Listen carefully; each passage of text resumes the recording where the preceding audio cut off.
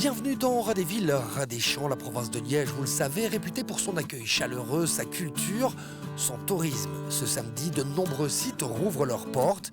C'est le cas entre autres au niveau provincial du site de Palogne où l'on peaufine les derniers détails.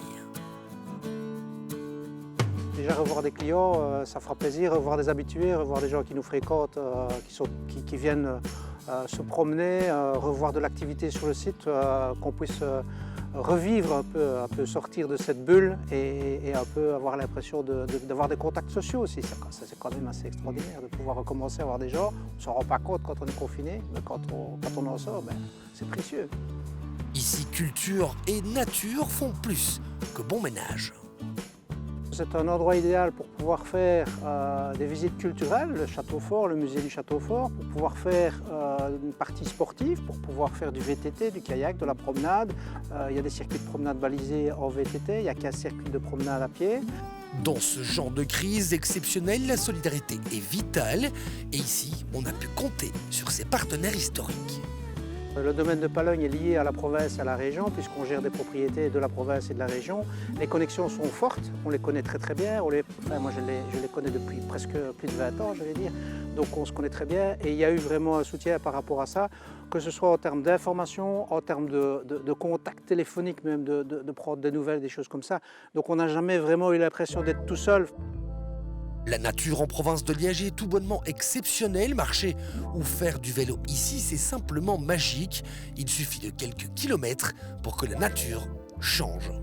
On a déjà plus de 5000 km de promenades balisées en province de Liège et actuellement le réseau Point Neu est en train de se mettre en place un peu partout en province de Liège. Des cartes vont sortir tout prochainement et permettront aux Liégeois et aux voisins de venir entre guillemets découvrir notre belle province à vélo. Parmi les inquiétudes des visiteurs et des opérateurs, il y a le respect des règles, se déplacer et ne pas pouvoir accéder à l'endroit de son choix.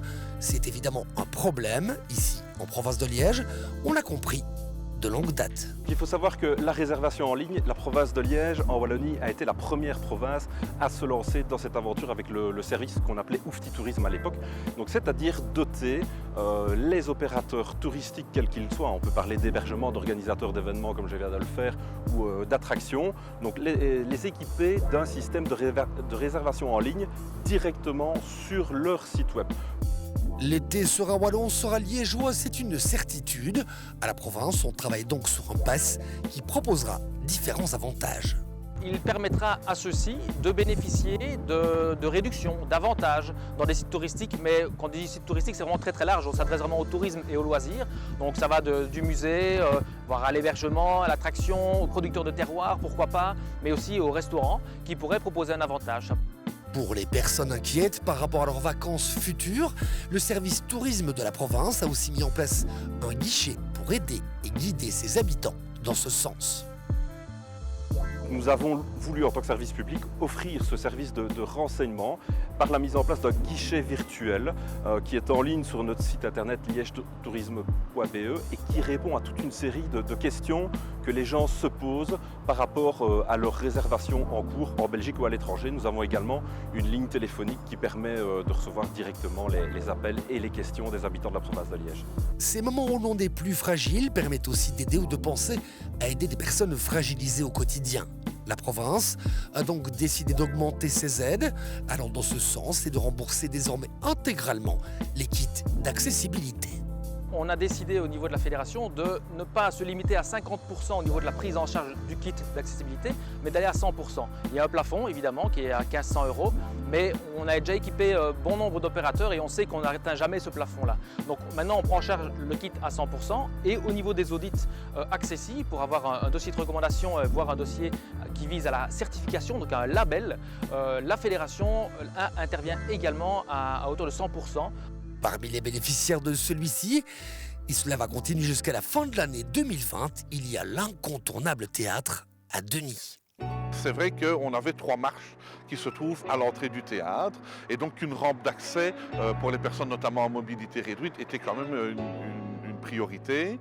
Et donc, avec ce système de la province, eh bien, nous allons avoir une rampe toute neuve ici qui va nous permettre d'accueillir plus simplement les personnes en chaise roulante et d'autres aussi qui ont des difficultés pour marcher. Ici, l'on retrouve une collection de marionnettes tout bonnement exceptionnelle. C'est une collection qui est absolument extraordinaire puisqu'on a des marionnettes qui datent du milieu du 19e, voire même du début du 19e pour quelques-unes, en passant par tous les grands sculpteurs de marionnettes liégeoises, même des marionnettes complètes de Denis Bucheroux qui est considéré comme le plus grand sculpteur de marionnettes. L'été ne sera simple pour personne, mais ensemble, c'est clair, on va y arriver. Sur presque, j'allais dire, 9 mois, on va avoir une saison hyper raccourcie, mais on va faire le maximum et on va y aller et ça va aller.